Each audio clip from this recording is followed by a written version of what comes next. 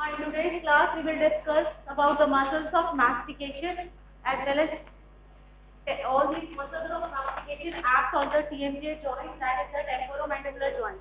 So we will discuss these two topics.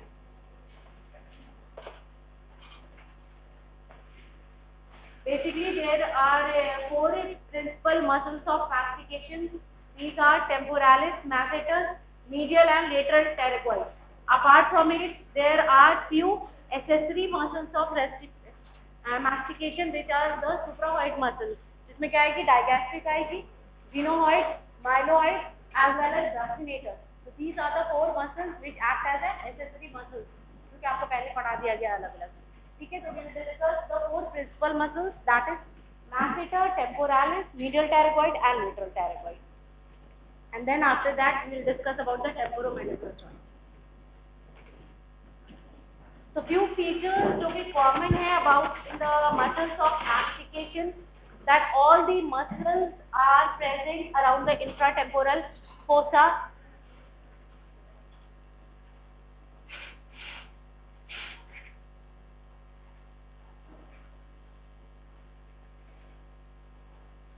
It's better you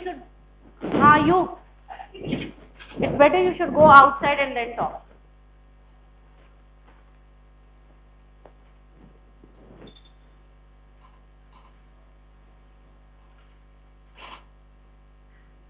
So we are discussing about the muscles of mastication. There are four principal muscles of mastication, that is the temporalis, masseter, medial and lateral pterygoid. And there are few accessory muscles of mastication also, that is the digastric muscles, the myloid muscles, the gynoid muscles, as well as the buccinator. ठीक है, तो all the principal muscle of mastication, they are present in and around the infratemporal fossa. Then सबका insertion जो होता है वो कहाँ होता है? All the muscles get inserted over the mandible. ठीक है? Yeah. All the muscle gets inserted over the ramus of mandible. Then nerve supply कहाँ से develop करती है muscles of mastication? किस आर्ट से develop करती है? Mesoderm of first pharyngeal arch से develop करती है.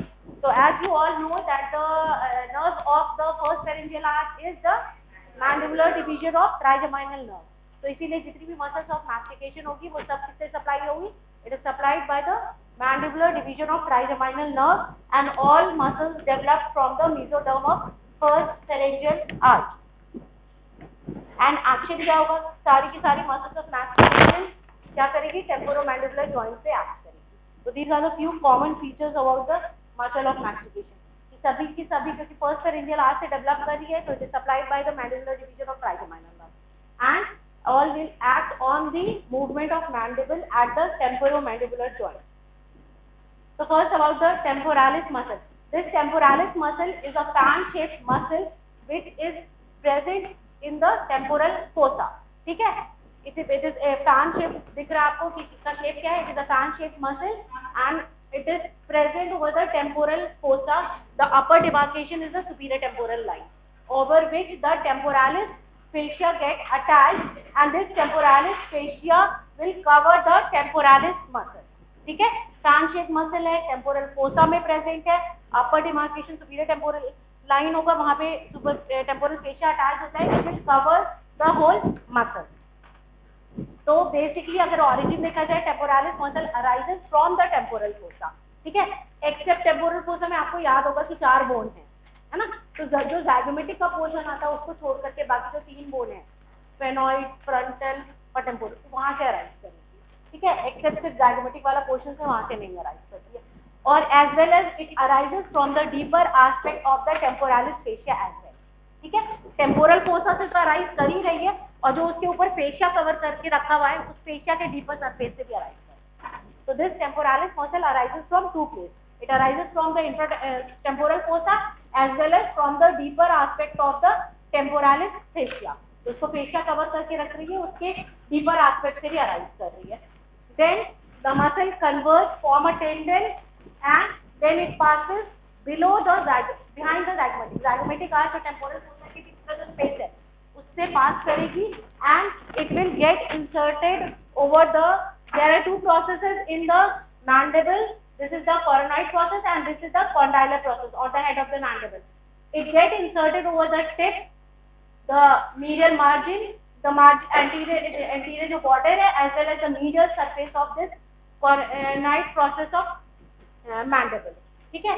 As well as it will get inserted over the anterior margin of ramus of mandible. ठीक है?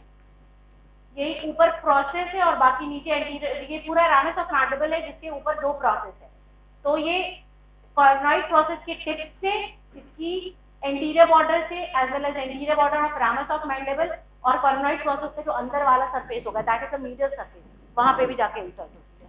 तो it will get insert over the ramus of the mandible के anterior border पे और coronoid process के टिप पे, एंटीरियर बॉर्डर पे और मीडियल सरफेस पे. It get inserted by forming a tendon. और जो टेंडन है वो पास कहाँ करेगा? ज़ाइगोमेटिक के बीच से पास करेगा. जो टेम्पोरल फोसा और ज़ाइगोमेटिक आर्च के बीच का स्पेस था वहां से पास करके जा करके ये मैंडिबल पे, कॉर्नोइड प्रोसेस पे और anterior border of ramus of mandible पे इट विल गेट इंसर्टेड. तो अब अगर आपको डायग्राम में दिख रहा होगा इसमें तीन तरह के फाइबर है. This is the anterior fiber, middle fiber and this posterior fiber. The anterior fibers जो है इसके आगे वाले fiber it is vertically downward. क्या डायरेक्शन है इसका? It is directed vertically downward. बीच वाले फाइबर्स क्या है? ऑब्लिकली प्रेजेंट है. और जो पीछे वाले फाइबर्स है दैट इज प्रेजेंट हॉरिजॉन्टली. कैसे है? हॉरिजॉन्टल इनका डायरेक्शन है. तो जो एंटीरियर और पोस्टीरियर के फाइबर होते हैं इनका काम होता है ये एलिवेट करते हैं मैंडिबल को. क्या करते हैं? It will help in action. क्या होगा? It will help in elevation of mandible. There जो पोस्टीरियर फाइबर है वो हॉरिजॉन्टली प्रेजेंट है. हॉरिजॉन्टली प्रेजेंट है तो क्या करते हैं? मैंडिबल को पीछे खींचेंगे. That is retraction of mandible. तो this temporalis fossil has two action. That is एक तो एलिवेशन करेगा, मैंडिबल को ऊपर उठाएगा. ठीक है? That is closing of mouth. और दूसरा क्या होगा? पीछे खींचेगा, retraction of mandible. So these are the two actions of temporalis muscle. And nerve supply is from two deep temporal nerves which arises from the anterior division. Mandibular nerve पढ़ाई हो गई होगी आपको. तो trunk से arise करिए कुछ branches, कुछ anterior division, posterior division से. So deep temporal nerve are which supply the temporalis muscle. These are two in number and it arises from the anterior division of the mandibular nerve. So this is all about the temporalis muscle. Now the second muscle is the masseter muscle. This muscle is quadrilateral in shape. इसका shape क्या है? It is quadrilateral in shape and it arises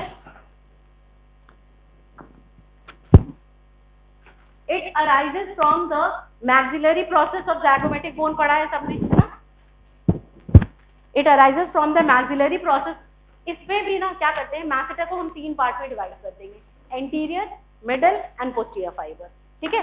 anterior fiber, middle fiber and posterior fibre. ठीक है? आगे वाला middle का और posterior का. जो एंटीरियर फाइबर है, the anterior fiber arises from the maxillary process of the zygomatic bone as well as जो ज़ाइगोमेटिक आर्च है उस ज़ाइगोमेटिक आर्च का जो लोअर बॉर्डर है उसके एंटीरियर 2/3 पार्ट से. ठीक है? आगे वाला फाइबर कहां से अराइज किया? It arises from the maxillary process of zygomatic arch, zygomatic bone as well as this is the zygomatic arch. इस zygomatic arch का जो लोअर बॉर्डर है उसके एंटीरियर 2/3 पार्ट से भी अराइज करता है. ठीक है? जो मिडल फाइबर है that arises from the posterior 1/3 of the lower border of zygomatic arch. ठीक है? एंड वेयर एज द जो सबसे पोस्टीरियर मोस्ट फाइबर है वो अराइज करते हैं जो इनर सरफेस है ऑफ द zygomatic arch वहां से. तो this masseter muscle arises from तीन पार्ट में अराइज कर रहा है. सबसे पहले एंटीरियर वाला part zygomatic temporal process of zygomatic bone as well as anterior 2/3 of the lower border of the zygomatic arch. The middle arises from the posterior 1/3 of the lower border of the zygomatic arch, whereas the posterior fiber arises from the inner surface of the zygomatic arch. ठीक है?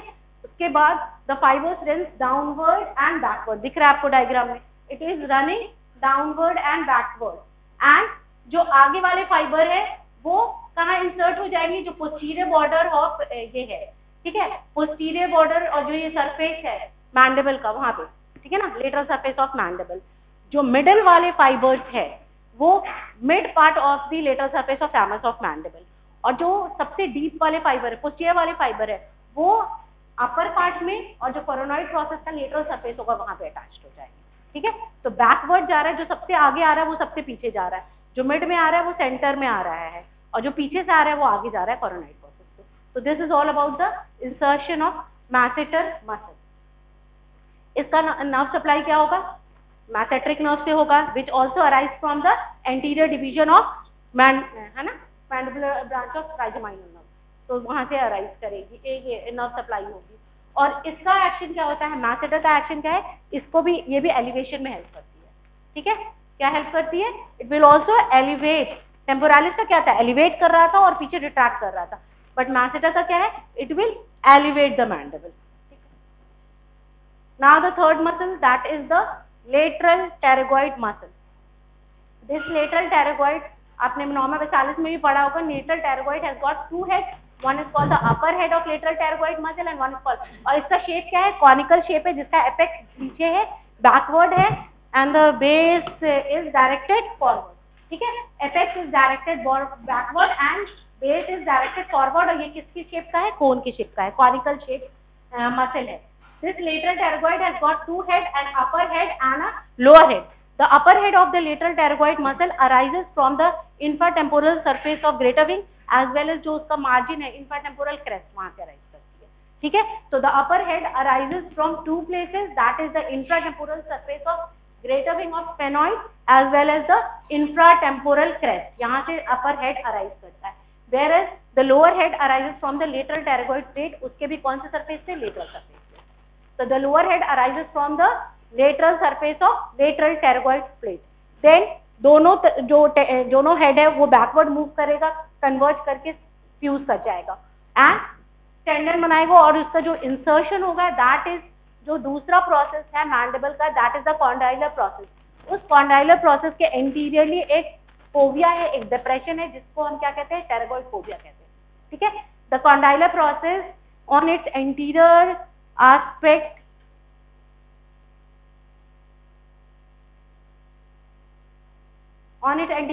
there is a depression known as pterygoid fovea. So this will get insert over that pterygoid fovea as well as, अभी temporomandibular joint पढ़ाएंगे तो उसकी जो capsule है और जो उसका आर्टिकुलर डिस्क है उस पर भी जाकर के इंसर्ट होता है। तो आपको डायग्राम में दिख रहा है, this is a temporomandibular joint, this is the capsule and this is the articular disc of temporomandibular joint. So it will get insert over the pterygoid fovea which is present here on the anterior aspect of this condylar process of mandible, over the fibrous capsule of the temporomandibular joint and over the articular disc. So it gets inserted over all these places. Nerve to lateral pterygoid से supply होगी, है ना, which also arises from the anterior division of mandibular nerve, ठीक है ना, ये भी anterior division से अराइज करती है। This lateral pterygoid muscle has got, इसके तीन एक्शन है। एक तो ये क्या करता है? ये आपको डिप्रेस करेगा, this is the only muscle of mastication with depress. बाकी जो तीन है वो क्या कर रहे हैं? एलिवेट कर रहे हैं मैंडिबल को, ठीक है ना, एलिवेट कर रहे हैं सबके सब मैंडिबल को। ये अकेला मसल है along with the suprahyoid muscle, जो मैंने एक्सेसरी मसल्स बताई वो भी क्या करता है? Along with the lateral pterygoid muscle वो भी डिप्रेस करता है। बट बाकी जो तीन है, temporalis, medial pterygoid as well as masseter, ये तीनों क्या करेंगे? एलिवेट करते हैं मैंडिबल को। तो पहला तो काम इसका क्या हो गया? It will depress the mandible along with the suprahyoid muscle. बाकी ये क्या करता है? Along with medial pterygoid protrude करता है, प्रोट्यूजन में हेल्प करता है, मतलब मैंडिबल को बाहर की तरफ प्रोट्यूट करेगा। तो it will help in the protrusion. दूसरा, it will help in chewing, side to side जो मूवमेंट होता है मैंडिबल का च्यूइंग में, उसमें भी हेल्प करता है। तो this lateral pterygoid has got three action. One is depression, जो कि सिर्फ इसी का एक्शन है, जो प्रिंसिपल मसल ऑफ मास्टिकेशन में सिर्फ लेटरल टेरागोइड डिप्रेस करता है। उसके अलावा क्या हो गया? प्रोट्यूट कर रहा है और साइड टू साइड मूवमेंट कर रहा है। तो this is all about the lateral pterygoid muscle. Now the last, अच्छा ये आपको मैम ने कल पढ़ाया ही होगा कि क्या क्या रिलेशन हो रहा है, ठीक है। तो दिस लेटरल टेरागोइड के दो हेड पे आप डिसेक्शन भी जब करोगे इंफ्राटेम्पोरल फोसा का, तो ये आपको बहुत अच्छे से दिखेगा। तो दीज आर द, ये क्या क्या रिलेशन होता है? बक्कल नर्व से, डीप टेम्पोरल से, inferior alveolar nerves and vessels, middle meningeal artery, maxillary artery, ये सब इसके लेटरल रिलेशंस में होती है। Now the last muscle, that is the medial pterygoid muscle. This medial pterygoid muscle भी क्वाड्रिलेटरल शेप की होती है मसल, और this medial pterygoid muscle has got two heads, one is called the superficial and one is called the deep head. कितनी head होती है? दो head होता है, एक बाहर की तरफ सुपरफिशियल, एक अंदर की तरफ डीप हेड. जो सुपरफिशियल हेड होती है वो मैक्सिला का जो मैक्सिलरी ट्यूबरोसिटी है वहां से अराइज करती है. तो this arises from the maxillary. और जो सुपरफिशियल हेड है वो आप डायग्राम में भी देखो वो छोटा सा होता है, स्मॉल पार्ट है, और जो डीप हेड है वो मोर बल्कियर है, लार्जर है. So this medial pterygoid has got two heads, the superficial head and the deep head. The superficial head is small and the deep head is large.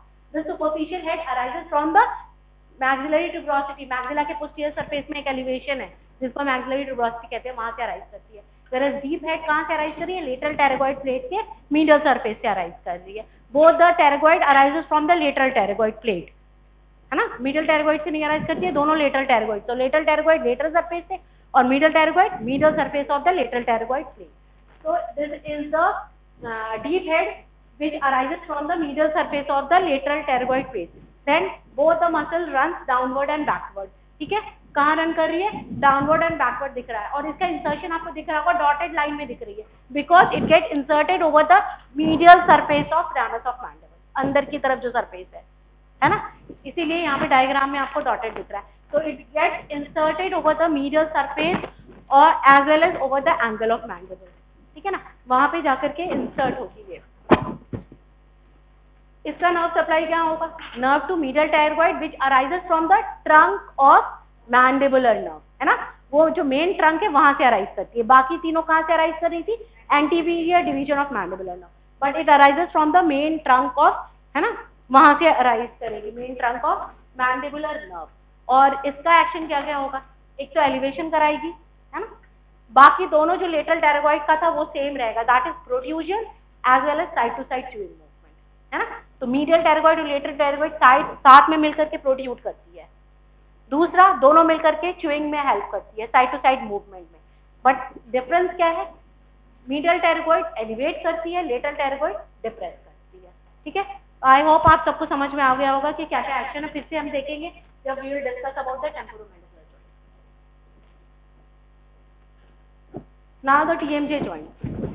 Temporomandibular joint is the articulation between the base of the skull and the condylar process or the head of the mandible. Base of the skull में भी कौन सा part आएगा? Mandibular fossa, जो squamous part of temporal bone का mandibular fossa है वो वाला पार्ट आएगा. So it is the articulation between the squamous part of the temporal bone as well as the condylar process of the mandible. Squamous part of the temporal bone का कौन सा part आएगा? Articular tubercle, articular eminence सबको याद है, mandibular fossa याद है सबको. Mandibular fossa is a depression on the norma basalis में आपने देखा होगा. तो that और उसका जो anterior limited anterior जो उसका demarcation है, there is a presence of a tubercle or a elevation known as articular tubercle or the articular eminence. और posteriorly उसके क्या है? इसके पीछे कौन सा पार्ट है टेम्पोरल बोन का? टिम्पैनिक प्लेट है ना. और टिम्पैनिक प्लेट और इसके बीच में कौन सा फिशर है? स्क्वामोटिम्पैनिक फिशर है ना. स्क्वामोटिम्पैनिक फिशर है जिसको मैंने आपको बताया भी था कि वो टेगमेंट टिम्पैनी आकर के दो पार्ट में डिवाइड कर रहा है ना. तो anteriorly it is form by the mandibular fossa as well as the articular eminence and posteriorly it is bounded by the tympanic plate, है ना. Tympanic plate, but it is, ये आर्टिकुलर नहीं है, मतलब आर्टिकुलेट नहीं करता, वहां पे बीच में टिम्पैनिक फिशर है. तो यहाँ इमेज में भी आपको दिख रहा होगा, यहाँ पे टिम्पैनिक प्लेट है. दिस इज द, या आगे में यहाँ पे हो गया एमिनेंस, ये हो गया मैंडिबुलर फोसा, और नीचे में हेड ऑफ मैंडिबल या तो condylar process of mandible articulate कर रहा है. तो these are the two part which articulate. अब टाइप पूछा जाए तो कौन कौन सी टाइप होगी? साइनोवियल जॉइंट तो है ही, बिकॉज फाइब्रस कैप्सूल से कवर्ड है और अंदर में साइनोवियल मेम्ब्रेन इसको लाइन किया हुआ है और साइनोवियल फ्लूइड है, तो साइनोवियल जॉइंट है. दूसरा कि दोनों साइड का जो जॉइंट बनता है मैंडिबल का, दोनों कॉन्डाइल से, वो दोनों हमेशा एक सिंगल यूनिट की तरह काम करता है. तो दो कॉन्डाइल, तो इसको बाइकॉन्डाइलर जॉइंट कहते हैं. क्या कहते हैं? बाइकॉन्डाइलर जॉइंट, बिकॉज जो दोनों कॉन्डाइल है मैंडिबल का, दोनों मैंडिबुलर फोसा में जब ये करता है तो दोनों साथ में as a single unit it act as a single unit and hence it is known as a bicondylar joint. और तीसरा इसको क्या बोलते हैं? इसको हम कॉम्प्लेक्स जॉइंट कहते हैं। कॉम्प्लेक्स जॉइंट कब कहते हैं? हाँ, आर्टिकुलर डिस्क जब प्रेजेंट होता है बीच में किसी भी जॉइंट कैविटी में, if the articular disc is present, तो उस जॉइंट को हम क्या बोलते हैं? तभी ना नी जॉइंट को हम क्या बोल रहे थे? कॉम्प्लेक्स जॉइंट बोल रहे थे, क्योंकि वहां पे मेनिस्काई प्रेजेंट था, जॉइंट कैविटी को दो पार्ट में डिवाइड कर रहा था। वैसे ही similarly this articular disc divide the joint cavity into two part, है ना। एक मेनिस्को टेम्पोरल ऊपर वाला जॉइंट कैविटी हो गया, और जो नीचे वाला हुआ मेनिस्को मैंडिबुलर हुआ, है ना। ये क्या है? ये क्या होता है? आर्टिकुलर डिस्क मेनिस्काई की तरह ही है। तो ऊपर में किससे आर्टिकुलेट कर रहा है? मैंडिबल से। और नीचे क्या है? सॉरी, ऊपर में क्या है? टेम्पोरल बोन है, और नीचे में क्या है? मैंडिबल है। तो ऊपर वाला जो जॉइंट कैविटी बनेगा उसको क्या बोलोगे? Meniscotemporal. और जो नीचे वाला बनेगा उसको क्या बोलोगे? Meniscomandibular. तो क्योंकि आर्टिकुलर डिस्क इस जॉइंट कैविटी को दो पार्ट में डिवाइड कर रहा है, तो that's why this joint is a complex joint. तो बेसिकली अगर पूछा जाए तो temporomandibular joint is a complex bicondylar synovial joint. It is a complex bicondylar क्योंकि दोनों साइड से कॉन्डाइल एक साथ मतलब एक साथ एक्ट करते हैं, है ना।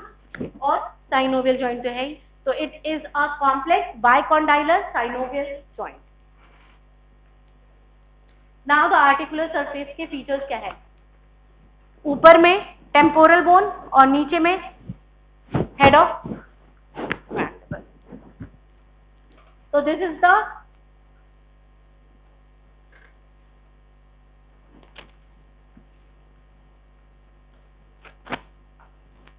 हमारा कोई प्रॉब्लम है क्या?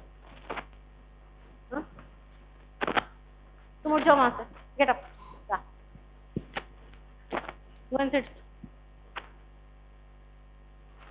एक बार मना करने से समझ नहीं आता, कंटिन्यूसली बोलते रहना मुझे। ना कोई कॉपी ना कोई किताब, तुम क्या करते हो क्लास में?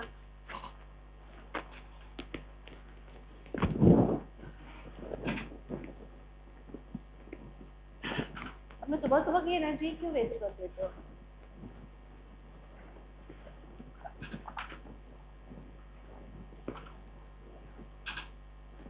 तो this is the image of a superior articular surface, and यहाँ पे आपको inferior articular surface that is the condylar process of mandible दिख रहा है।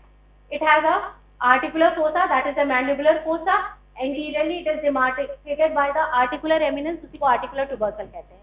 And posteriorly this is the squamotympanic fissure, जिसके पीछे यहाँ पे टिम्पैनिक प्लेट होगा।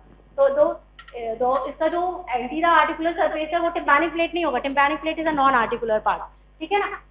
क्योंकि जो कैप्सूल होगा, कैप्सूल का अटैचमेंट कहाँ पे होगा? स्कैमो टिम्पैनिक फिशर पे ही अटैचमेंट हो जाता है। तो पीछे बाउंडेड है ये टिम्पैनिक प्लेट से, but it doesn't form the articular surface of the temporomandibular joint. So the articular surface is this articular fossa, and anteriorly this articular tubercle or the articular eminence. This एक कंकेविटी है, और आगे में क्या है? तो अगर आगे पीछे से आगे इस सरफेस को देखोगे तो पीछे कनकेव होगा, आगे कन्वेक्स होगा, है ना। पीछे क्योंकि मैंडिबुलर फोसा है तो कनकेव होगा, और आगे में वो एमिनेंस है तो वो क्या हो जाएगा? कनकेव, और आगे में कन्वेक्स होगा। तो this articular superior articular surface का शेप क्या है? From behind forward it is concavo convex in shape, ठीक है। वेयर एज जो इसका लोअर वाला सरफेस है that is the condylar process of mandible which is elliptical in shape. Elliptical in shape कैसा है कि इसका साइड टू साइड डायमीटर तो ज्यादा है, एंटेरो पोस्टीरियर कम है ना। Anteroposterior diameter is less and side to side diameter is more. तो it is elliptical in shape, और इसका जो एक्सिस पास करता है इट इज डायरेक्टेड, इसका एक्सिस कहाँ हो जाता है? Mediolateral. It is directed mediolateral. और रामस ऑफ मैंडिबल का जो पोस्टीरियर बॉर्डर है वो कैसा है? ऐसे है ना, which is perpendicular to the posterior border of ramus of mandible. तो the axis passes from medial to lateral, ऐसे पास कर रहा है, और रामस ऑफ मैंडिबल सबको याद होगा ऐसे है, तो विच इज एट 90 डिग्री, है ना, इसके परपेंडिकुलर है। तो दिस इज ऑल। अच्छा, आपने जब तक जो भी साइनोवियल जॉइंट पढ़ा होगा उसमें आर्टिकुलर जो सरफेस है वो किस चीज से कवर्ड होता है? कौन से कार्टिलेज से? हाइलाइन कार्टिलेज से। But this is a atypical synovial joint because यहाँ पे जो आर्टिकुलर सरफेस है it is covered bye fibre. तो एक ये चीज याद रखना है, ठीक है ना, कि जो टेम्पोरोमैंडिबुलर जॉइंट का आर्टिकुलर सरफेस है that is not covered with the hyaline cartilage, these are covered by the fibro cartilage, ठीक है ना। इसलिए कहीं कहीं बुक में इसको एटिपिकल साइनोवियल जॉइंट भी कहा गया है, because it is not covered by the hyaline cartilage, it is covered by the fibrocartilage. तो this is all about the two articular surface. तो ऊपर वाला आर्टिकुलर सरफेस कनकेवो कन्वेक्स है फ्रॉम बिहाइंड फॉरवर्ड, और नीचे वाला इलिप्टिकल शेप है। Now the joint cavity. This joint cavity, I have told you already that it is divided into two parts by the articular disc, है ना? So this is the whole joint cavity. This is the upper surface which is concavo convex, and this is the lower जो कि elliptical है, but अगर ऐसे देखोगे तो convex है ना? और this is the whole joint cavity which is divided into two parts by this disc which is the articular disc. तो ये दो पार्ट में डिवाइड हो गया, ऊपर वाले को upper compartment and lower compartment. Upper compartment को हम क्या बोलते हैं? मेनिस्को टेम्पोरल कंपार्टमेंट, और लोअर कंपार्टमेंट को क्या बोलते हैं? मेनिस्को मैंडिबुलर कंपार्टमेंट कहते हैं। तो this is the joint cavity. Now the articular disc, ये क्या है? This is the articular disc. Articular disc को हम मानते हैं कि it is the degenerated tendon of lateral pterygoid muscle. ठीक है, आर्टिकुलर डिस्क को क्या कहा जाता है? जो लेटरल टेरगोइड मसल है उसी का जो डीजेनरेटेड पार्ट हो गया है वही क्या बना दिया है? आर्टिकुलर डिस्क बना दिया है। तो it is a degenerated part of lateral pterygoid muscle, क्योंकि लेटरल टेरगोइड का इंसर्शन कहाँ था अभी? तो टेरगोइड फोबिया में था, आर्टिकुलर कैप्सूल पे था, और कह रहा था आर्टिकुलर डिस्क पे भी इंसर्ट कर रहा है। तो उसी को मानते हैं कि उसका जो पीछे वाला पार्ट था वो हो गया है और वो आर्टिकुलर डिस्क बना दिया, जो कि पूरी जॉइंट कैविटी को दो पार्ट में डिवाइड कर रहा है, एक अपर पार्ट और एक लोअर पार्ट। इस आर्टिकुलर डिस्क के कुछ फंक्शंस होते हैं। एक तो ये क्या करता है, ये दोनों जो आर्टिकुलर सरफेस है उसके बीच में फ्रिक्शन को अवॉइड करता है। आपको पता है, पहले भी पढ़ा है नी जॉइंट में भी, कि जहाँ पे भी ये मेनिस्काई आर्टिकुलर डिस्क होता है वो क्या करता है?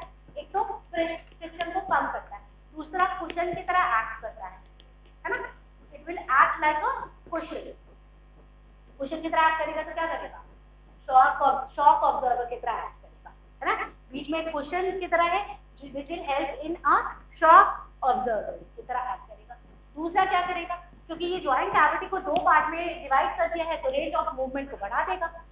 यहाँ भी रेंज ऑफ मूवमेंट बढ़ता है क्योंकि ज्वाइंट कैविटी के बीच का स्पेस बढ़ गया, तो it will increase the range of movement.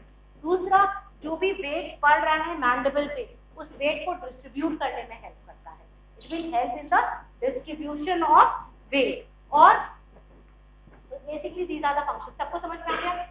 एक तो फ्रिक्शन को अवॉइड करता है, कुशन की तरह एक्ट करता है, ठीक है, तो शॉक ऑब्जर्वर में हेल्प करता है, वेट को ट्रांसमिट कर डिस्ट्रीब्यूट करने में हेल्प करता है ना, और more area for movement, range of movement को भी बढ़ा देता है। तो these are all the function of this articular disc.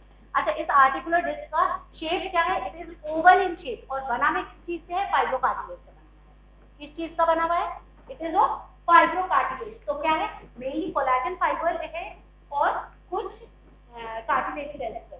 Fibrocartilage में कौन से फाइबर्स है? कोलेजन फाइबर्स है, और कुछ काफी कार्टिलेज सेल्स भी प्रेजेंट है। और इसका शेप अगर देखोगे तो ये शेप जो आपको ऐसा दिख रहा है बैंड की तरह, ये कौन सा शेप आपको दिख रहा है? Image this is sagittal view. Sagittal view में तो आपको ऐसे दिखेगा, बट अगर आप इसका ट्रांसफर सेक्शन देखोगे तो it is oval in shape, और ओवल इन शेप है, और पूरा जो फाइब्रस कैप्सूल का जो इनर मार्जिन है ना उस पे अटैच होता है। तो it gets attached over the rim of the fibrous capsule, and it is oval in shape, made up of fibrocartilage, that is basically by the collagen fibers and few cartilage cells. ठीक है, तो Oval in shape हो गया, ठीक है, पूरा joint capsule का जो फाइब्रस कैप्सूल है उस पे इनर में अटैच है। इसका ऊपर वाला जो सरफेस देखोगे तो जो आर्टिकुलर डिस्क है वो क्या है? जो आर्टिकुलर सरफेस है उसी का रेसिप्रोकल होगा, तभी तो फिट होगा। तो आर्टिकुलर सरफेस कैसा था? कनकेवो कन्वेक्स था। तो इसका शेप क्या है? पीछे से कन्वेक्सो कनकेव, रेसिप्रोकल हो जाएगा। जैसे ही नीचे सरफेस, इसका लोअर सरफेस देखोगे तो मैंडिबल का जो कॉन्डाइल है वो कन्वेक्स है, तो ये क्या हो जाएगा? लोअर सरफेस उसका कनकेव हो जाएगा। तो अबव वाला surface from behind forward it is convexo concave, and below surface it is concave to fit under reciprocally on the two articular surface of the temporomandibular joint.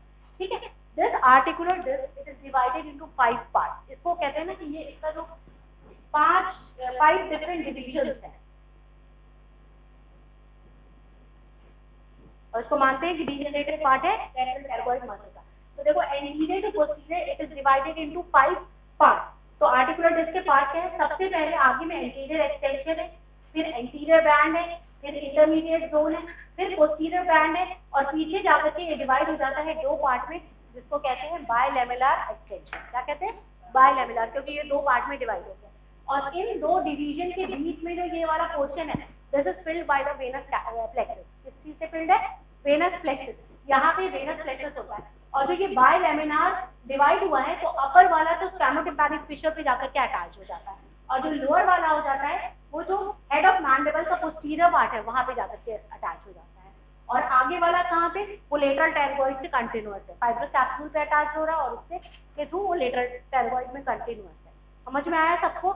So this articular disc is divided into 5 parts from anterior to posterior anterior extension. This anterior extension get attached over the fibrous capsule and hence over the lateral pterygoid. Then behind the anterior extension there is anterior band, then intermediate thin zone, then posterior band, and then the posterior वाला band के बाद आएगा तो it will divided into two lamina, an upper lamina and a lower lamina. तो इसको हम क्या बोलते हैं? बायलैमेलर एक्सटेंशन बोलते हैं। तो अपर लेमाइना आपको दिख रहा है स्पर्मेटिम्पैनिक फिशर पे अटैच हो गया, और जो लोअर लेमाइना है वो हेड ऑफ मैंडिबल के पीछे वाले पोस्टीरियर एस्पेक्ट पे जाकर के अटैच हो गया। और इन दो लेमाइना के बीच का जो स्पेस है, that space is filled with venous plexus. अच्छा, ये बोलते हैं कि जो इसका अपर लेमाइना है दैट इज फाइब्रस टिश्यू, है ना, और जो ये नीचे वाला लेमाइना है ये non fibrous tissue.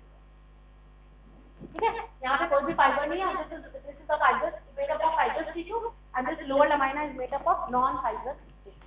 So this is all about the articular disc.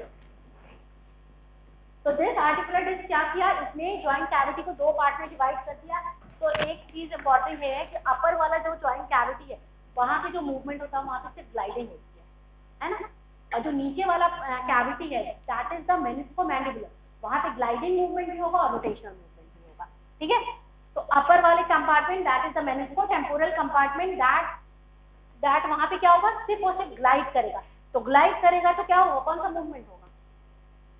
Rotation, retraction ना, आगे पीछे। और नीचे वाले में आपका बाकी मूवमेंट होगा, depression, elevation as well as side to side movement. तो अपर मेनिस्कोटेम्पोरल में सिर्फ और सिर्फ ग्लाइडिंग मूवमेंट होता है, और जो लोअर कंपार्टमेंट है दैट इज मेनिस्कोमैंडिबुलर कंपार्टमेंट, वहां पे आपका क्या होता है? रोटेशनल मूवमेंट भी होता है as well as gliding movement भी होता है। फिर कैसे होता है वो अभी बाद में डिस्कस करेंगे। अब now the ligaments of temporomandibular joint. तो देयर आर बेसिकली 5 लिगामेंट, जिसमें 2 ट्रू लिगामेंट है, बाकी सब एक्सेसरी लिगामेंट है। ठीक है ना, the first two are the true ligament, that is the fibrous capsule and the lateral temporomandibular ligament. बाकी जो तीनों नीचे है, स्पिनोमैंडिबुलर, स्टाइलोमैंडिबुलर और टेरिगोमैंडिबुलर ligament, these are the accessory ligament, not the true ligament. ठीक है, so these are the accessory ligament. So first about the fibrous capsule.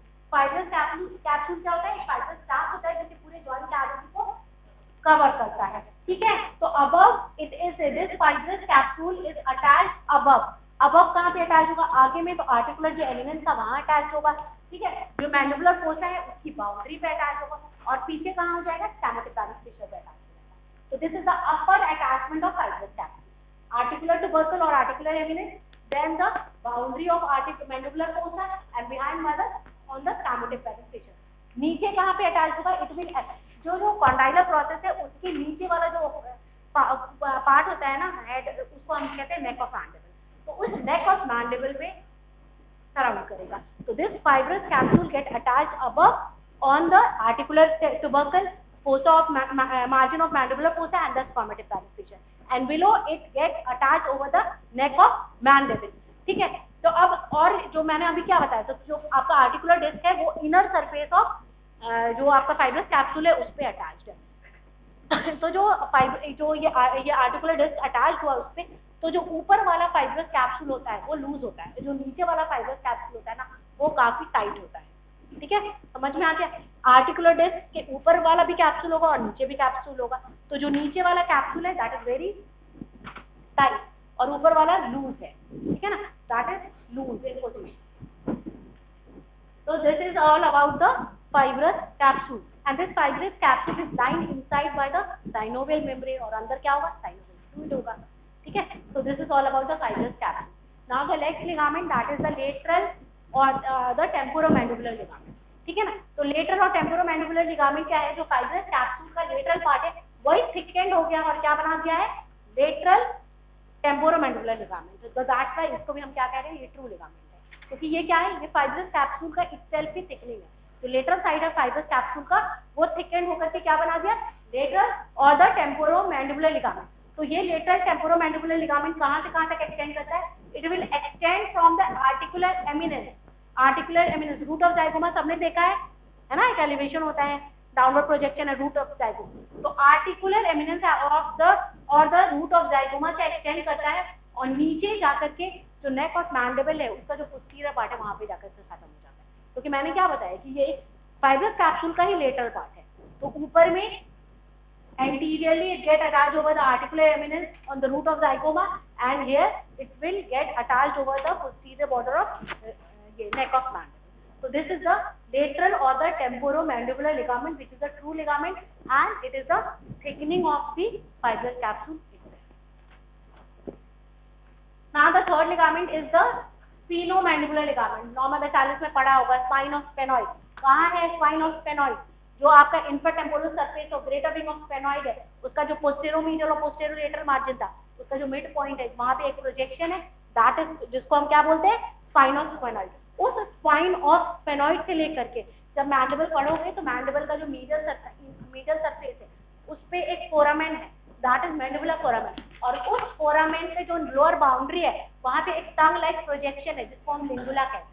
तो this gate, जो उसका लोअर अटैचमेंट है, that is over the लिंगुला which is present on the medial surface of ramus of mandible just below the mandibular foramen. एक लिंगुला नाम है क्योंकि tongue like projection है ना, तो इसीलिए तो स्फीनोमैंडिबुलर, मैंडिबुलर के लिंगुला से स्पाइन ऑफ स्फेनॉइड के बीच में जो लिगामेंट है। अच्छा, ये स्फीनोमैंडिबुलर लिगामेंट किसका डिजेनरेटेड पार्ट है, न्यूरोलॉजिकली आपने पढ़ा होगा। फर्स्ट फेरेंजियल आर्च का कौन कार्टिलेज है, वेरी गुड, तो it is the unossified part of Meckel cartilage. ठीक है, स्फीनोमैंडिबुलर लिगामेंट कहाँ से आया है, it is the unossified part, ये सब एमसीक्यू में आता है। ठीक है ना, तो जो स्फीनोमैंडिबुलर लिगामेंट है उसका जो डॉर्सल अनऑसिफाइड पार्ट है वही क्या बना देता है आपको, मिकल कार्टिलेज का sphenomandibular ligament which extend from the spine of the sphenoid to the lingula और the lingula of the mandible. ठीक है, समझ में आ गया। तो this is the accessory ligament, sphenomandibular ligament. Now the next ligament is the stylomandibular ligament. Stylomandibular ligament कहाँ से कहाँ तक होता है, स्टेलॉइड apparatus पढ़ा है आपने सबने, स्टेलॉइड apparatus पे 2 लिगामेंट और 3 मसल का अटैचमेंट होता है। तो जो स्टाइलोमैंडिबुलर लिगामेंट है वो कहाँ से राइज होता है, लेटरल सरफेस ऑफ, है ना, एंटीरियर, मीडियली और पोस्टीरियर तो मसल है, टिप पे लिगामेंट है और लेटरल सरफेस पे लिगामेंट है। तो लेटरल सरफेस पे जो लिगामेंट होती है वो कौन सी लिगामेंट होती है, स्टाइलोमैंडिबुलर लिगामेंट। तो it arises from the lateral surface of styloid process and below जाकर के जो एंगल ऑफ मैंडिबल है और the posterior border of mandible वहां पे, ramus ऑफ मैंडिबल वहां पे जाके अटैच होता है।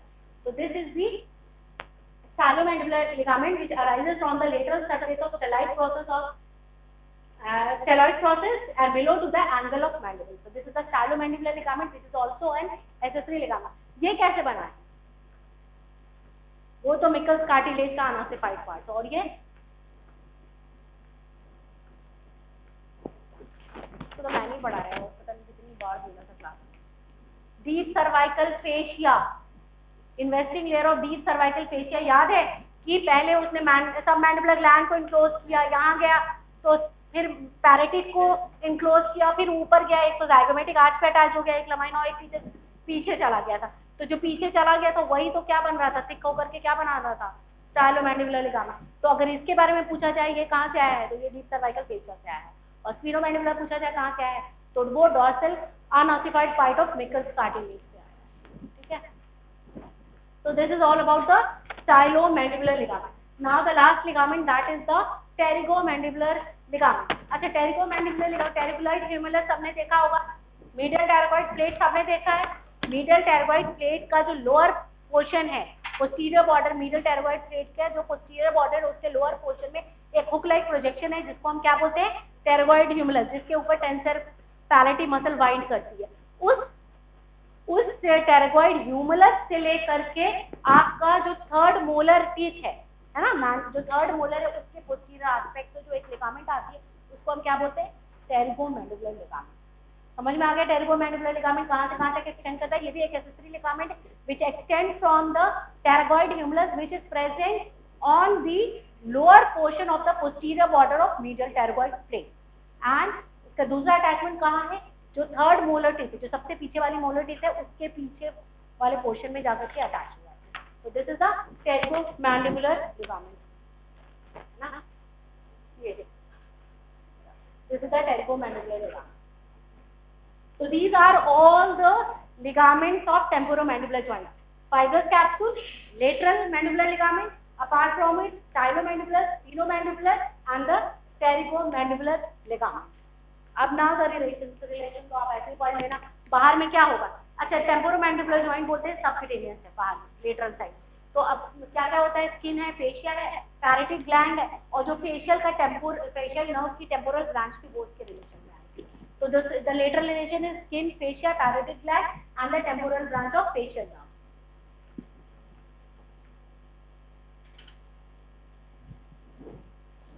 Medially ये सारी nerves आएंगी, anteriorly lateral thyroid, mesenteric nerve and mesenteric, तो तुम अपने से पढ़ लेना, मैं तो तुम्हें वो पढ़ा दूँगी।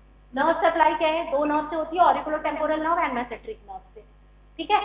Blood supply maxillary artery और जो superficial temporal artery which are the terminal branch of external carotid artery, और वेन उसी की कॉरेस्पॉन्डिंग उसको ड्रेन करेगी टेम्पोरोमैंडिबुलर जॉइंट। लिम्फेटिक कहाँ ड्रेन होती है टीएनजे से, सुपरफिशियल पैरेटिड और डीप पैरेटिड और अपर डीप सर्वाइकल लिम्फ नोड।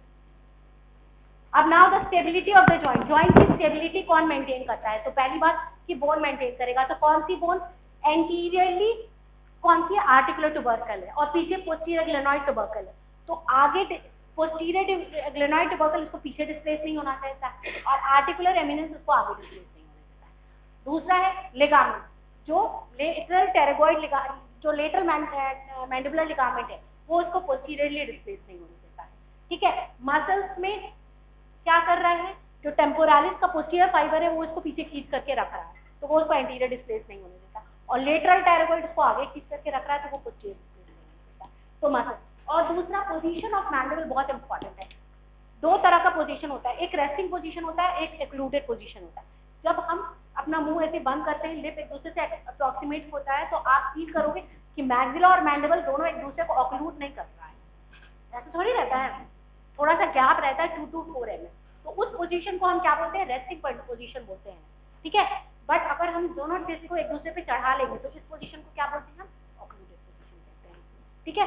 तो दो पोजीशन हो गया मैंडिबल का, एक ऑक्लूडेड पोजीशन हो गया, रेस्टिंग पोजीशन। नॉर्मली जो हम रखते हैं तो क्या होता है, आपका मैक्सिलरी थोड़ा आगे होता है, मैंडिबुलर थोड़ा पीछे होता है, दोनों बीच में गैप होता है 2 to 4 mm। तो that is the resting position of the temporomandibular joint. और दोनों स्टिक को अगर एक दूसरे पे चढ़ा लोगे तो उसको क्या करोगे, ऑक्लूडेड पोजीशन। तो these are all the factors which help in maintaining the stability of the temporomandibular joint. Now the last, that is the action, मतलब मूवमेंट क्या क्या है। तो मूवमेंट क्या है, एक तो डिप्रेस करेगा तो क्या होगा, माउथ ओपन हो जाएगी, एलिवेट करेगा तो क्लोजर ऑफ माउथ हो जाएगा, प्रोट्रूजन में बाहर की तरफ आ जाएगा, है ना। ऐसे क्या है, मैंडिबल पीछे है, मैक्सिलरी टीथ आगे है, तो प्रोट्रूजन में क्या हो जाएगा, मैंडिबुलर टीथ मैक्सिलरी के आगे हो जाएगा। रिट्रैक्शन का मतलब वापस बैक नॉर्मल पोजीशन में चला जाएगा। और साइड टू साइड मूवमेंट जो होता है वो किस चीज में हेल्प करता है, च्यूइंग मूवमेंट में हेल्प करता है। तो बेसिकली मैंने आपको क्या बताया था कि दो तरह के कंपार्टमेंट है, एक ऊपर में है मेनिस्कोटेम्पोरल और नीचे में है मेनिस्कोमैंडिबुलर। ऊपर वाले कंपार्टमेंट में क्या हो रहा है, सिर्फ और सिर्फ ग्लाइडिंग मूवमेंट हो रहा है, और नीचे वाले में क्या हो रहा है, ग्लाइडिंग के साथ रोटेशन भी हो रहा है। तो ऊपर वाले में आपका जो प्रोट्रैक्शन और रिट्रैक्शन होता है वो अपर वाले कंपार्टमेंट में होता है ना, क्योंकि उसमें क्या है कि आपका जो हेड ऑफ मैंडिबल है along with the articular disc, ये अपर मेनिस्कोटेम्पोरल कंपार्टमेंट में से ग्लाइड करके आगे जाएगा और पीछे जाएगा, है ना। जब प्रोट्रैक्शन करेंगे तो क्या होगा, head along with the articular disc ये अपर वाले कंपार्टमेंट में घटक करके आगे चला जाएगा, कहाँ तक, आर्टिकुलर एमिनेंस तक। फिर वापस जब रिट्रैक्ट करना होगा तो प्रोट्रैक्शन कौन करेगा, मीडियल और लेटरल टेरागॉइड मिल करके करेगा, है ना। और रिट्रैक्शन कौन करेगा, टेम्पोरालिस का जो पोस्टीरियर हॉरिजॉन्टल फाइबर था वो उसको पीछे खींचेगा। तो दिस इज दोनों का दोनों एक्शन कहाँ हुआ, अपर वाले कंपार्टमेंट में हुआ, that is the meniscotemporal compartment. बाकी जो नीचे वाला कंपार्टमेंट है मेनिस्कोमैंडिबुलर कंपार्टमेंट, वहां पे ग्लाइडिंग भी हो रहा है और रोटेशन मूवमेंट भी हो रहा है। तो बेसिकली इस कंपार्टमेंट में आपका जो एलिवेशन और डिप्रेशन हो रहा है और जो side to side chewing movement हो रहा है वो हो रहा है। तो जब ये दो एक्सिस पे होता है, दो एक्सिस पे काम करता है, एक तो ट्रांसवर्स एक्सिस, एक वर्टिकल एक्सिस। जो ट्रांसवर्स एक्सिस होता है उस पे क्या होगा, कौन सा मूवमेंट होगा, एलिवेशन और डिप्रेशन। समझ में आ ही रहा है। ट्रांसवर्स एक्सिस पे क्या होगा, मुंह खोलोगे या बंद करोगे तो एलिवेशन और डिप्रेशन होगा। और वर्टिकल एक्सिस पे क्या होगा, साइड टू साइड आपका मूव करेगा, तो क्या करेगा, च्यू करोगे।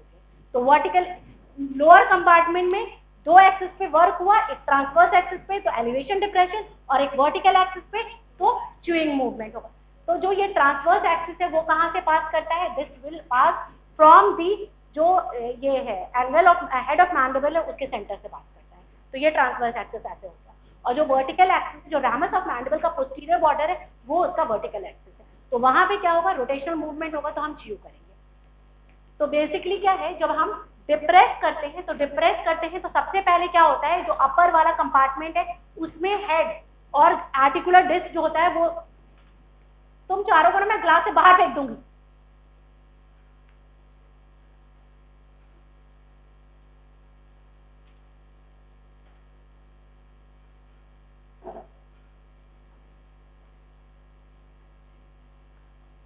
मतलब मॉर्निंग में शुरू होना तुम्हें अच्छा लगता है भाई, मतलब एकदम राइट फ्रॉम द मॉर्निंग तुम भी फ्रेश माइंड से आते हो, थोड़ा तो सुनने का कोशिश किया करो, और नहीं सुनना है तो प्लीज चुप रहा करो, जो पढ़ा रहा है उसको डिस्टर्ब मत करो।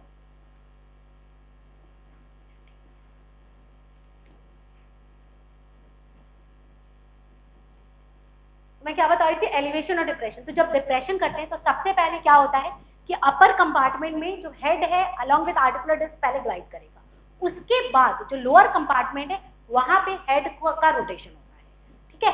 वैसे ही रिवर्स एलिवेशन में होगा। एलिवेशन में क्या होगा कि जब हम फिर से वापस एलिवेट करेंगे तो पहले जो ग्लाइड करके आगे गया था हेड, अब वो अपर मेनिस्को टेम्पोरल कंपार्टमेंट में पहले पीछे जाएगा और फिर बैकवर्ड रोटेशन होगा, किसका, हेड ऑफ मैंडिबल का, लोअर कंपार्टमेंट में। समझ में आ गया मेरी बात। डिप्रेशन में क्या हुआ, अपवर्ड अपर वाले कंपार्टमेंट में हेड और उसका आर्टिकुलर डिस्क जो है वो ग्लाइड करके फॉरवर्ड चला गया, और उसके बाद हेड का फॉरवर्ड रोटेशन होगा। तो इससे क्या होगा, आपका डिप्रेशन हो जाएगा, मैंडिबल का मुंह खुल जाएगा। और एलिवेशन के टाइम में क्या होगा, इसी का रिवर्स होगा, पहले ग्लाइड करके वो पीछे चला जाएगा हेड और आर्टिकुलर डिस्क, और बैकवर्ड रोटेशन होगा मैंडिबल का, जिसकी वजह से वो एलिवेट होगा और माउथ का क्लोजर हो जाएगा। Their side to side movement में क्या होता है कि एक साइड का एक्ट करता है और दूसरे एक साइड में क्या होगा, इस एक साइड में क्या होगा कि हेड को ग्लाइड करके फॉरवर्ड चला जाएगा अपर कंपार्टमेंट में, और दूसरे साइड का जो होगा हेड वो रोटेट करेगा। तो इससे क्या होता है, च्यूइंग का एक्शन होता है, ठीक है ना। तो च्यूइंग एक्शन किससे होगा, लेटरल और मिडल टायरोइड मसल से होगा। तो एक साइड का क्या होगा, हेड अपर कंपार्टमेंट में मूव करेगा ग्लाइड करके, और दूसरा लोअर कंपार्टमेंट में हेड का रोटेट करेगा। तो इससे क्या होगा, दोनों वो ये एक बार इधर होगा, एक बार इधर होगा, तो जिससे हम क्या कर सकते हैं, हम खाना खाते हैं, च्यू करते हैं। तो this is a rotational movement. सबको समझ में आ गया। तो टेम्पोरालिस का एक्शन क्या था, एलिवेशन और रिट्रैक्शन। मैसेटर का क्या था, सिर्फ और सिर्फ एलिवेशन कर रहा था। मिडल टायरोइड क्या कर रहा था, आगे एक तो एलिवेशन कर रहा था, प्रोट्रैक्शन कर रहा था और साइड टू साइड मूवमेंट कर रहा था। और लेटरल टायरोइड क्या कर रहा है, डिप्रेशन कर रहा है, प्रोट्रैक्शन कर रहा है और साइड टू साइड मूवमेंट कर रहा है। बाकी आपकी जितनी भी एसेसरी मूवमेंट है वो सारे के सारे लेटरल टायरोइड को हेल्प करती है इन द डिप्रेशन, है ना। सुप्राओइड मसल, ग्रेविटी, ये सारे के सारे क्या करेंगे, डायगैस्ट्रिक, गिनोहाइड, माइलोहाइड, ये सारे के सारे क्या करते हैं, डिप्रेस करते हैं, है ना, अलॉन्ग विद द लेटरल टायरोइड। तो this is all about the, ये इंपॉर्टेंट है, ये देख लो। डिसलोकेशन ऑफ मैंडिबल, ज्यादातर जब एक्सेसिव क्लोजर ऑफ माउथ करते हैं तो कभी कभी क्या होता है कि जो हेड ऑफ मैंडिबल है वो आर्टिकुलर जो एमिनेंस है उसके भी आगे आ जाता है, तो तब उसको हम क्या बोलते हैं, टेम्पोरोमैंडिबुलर जॉइंट का डिसलोकेशन हो गया। तो उसको ठीक करने के लिए क्या करते हैं, this is the procedure. Thumb को यहाँ पे बैक जो आपका मोलर टिप है उसके ऊपर रखेंगे और बाकी को यहाँ रखेंगे, और यहाँ से थोड़ा सा डिप्रेस कर करके उसको पीछे फिट करने की कोशिश करेंगे। समझ में आ रहा है मेरी बात। देखो, आपने थंब को बैक वाले जो टिप है वहां पे रखेंगे और बाकी रेस्ट को यहाँ पे चिन पे रखेंगे। इसको बैकवर्ड और डाउनवर्ड डिप्रेस करेंगे और इसको एलिवेट करने का करेंगे। जिससे क्या होगा, इसको जब पीछे करेंगे तो आर्टिकुलर टेबुलर मसल के नीचे चला आएगा, तो वो बाकी अपने पोजीशन में चला जाएगा। तो यहाँ पे हम डिप्रेस करके बैकवर्ड और लेटरली मूवमेंट देंगे और फ्रंट वाले को अपवर्ड मूव करेंगे। तो जब इसको पीछे करेंगे, इसको मूव करेंगे तो वो बैक अपने पोजीशन में चला जाता है। तो this is called the this location of mandible, ठीक है, जो कि एक्सेसिव ओपनिंग ऑफ माउथ के केस में देखने के लिए मिलता है। और there is a syndrome known as temporomandibular syndrome which is manifested by the facial pain होगा due to spasm of masseter, headache due to spasm of temporalis, और jaw में पेन होता है due to spasm of lateral diaphragm।